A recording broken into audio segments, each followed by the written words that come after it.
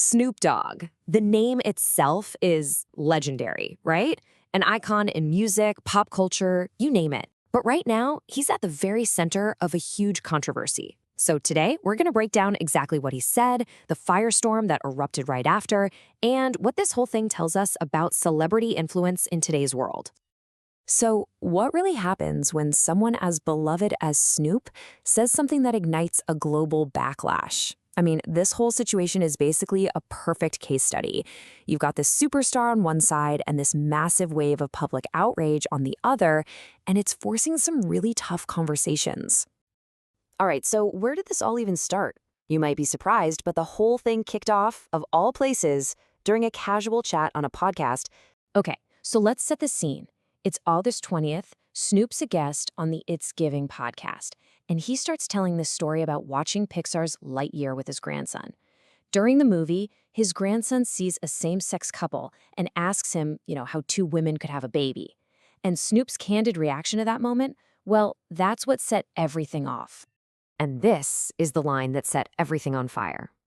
Quoting him directly, he said, "I'm scared to go to the movies now. Do we have to show that at that age?" And yeah, those words were immediately picked up by the public as a pretty direct criticism of having LGBTQ+ representation in media for kids.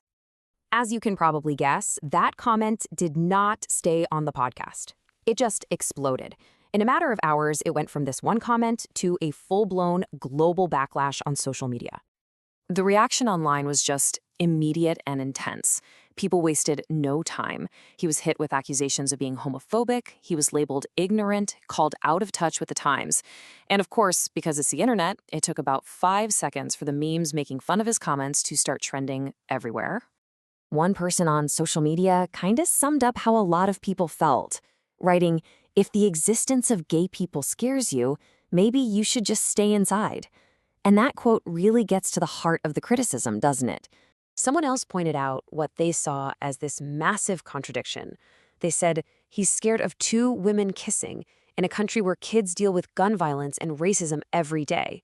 So critics immediately started reframing his fear, arguing it was just completely misplaced compared to much, much bigger issues.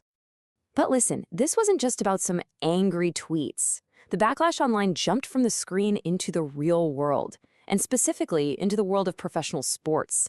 And it ended up putting a huge multi-million-dollar gig on the line. So it turns out Snoop Dogg was booked to be the headliner for Australia's AFL Grand Final on September 27th. And this is not just any event. I mean, this is one of the biggest days in Australian sports, and all of a sudden their star performer is smack in the middle of a PR nightmare. This put the AFL in a really tough spot. Because on one hand, the league had just recently taken this strong stand against homophobia. They'd even banned a player for using offensive language. But now, on the other hand, they're paying millions of dollars to a headliner who just made his own controversial comments. So you can see how people started screaming hypocrisy, right? And the pressure wasn't just from the public. It was coming from inside the sports world too. I mean, you had former AFL star Brendan Favola who did not hold back at all. He just said it bluntly, predicting he'll get the axe, which he should. That really shows you how serious the calls to drop him were getting. So, how did the league handle it? Well, the AFL CEO, Andrew Dillon, came out and actually defended the booking. He tried to do some damage control by promising everyone that Snoop's performance would be family-friendly.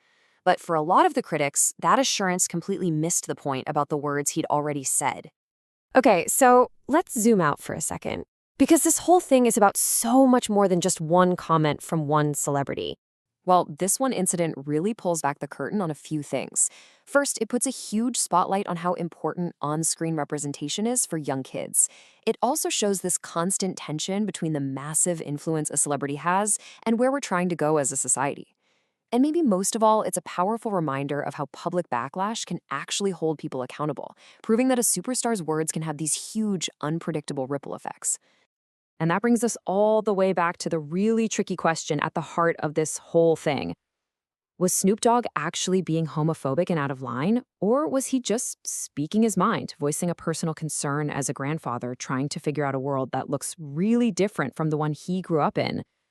It's a clash of generations, of values, of expectations, and there's definitely no easy answer.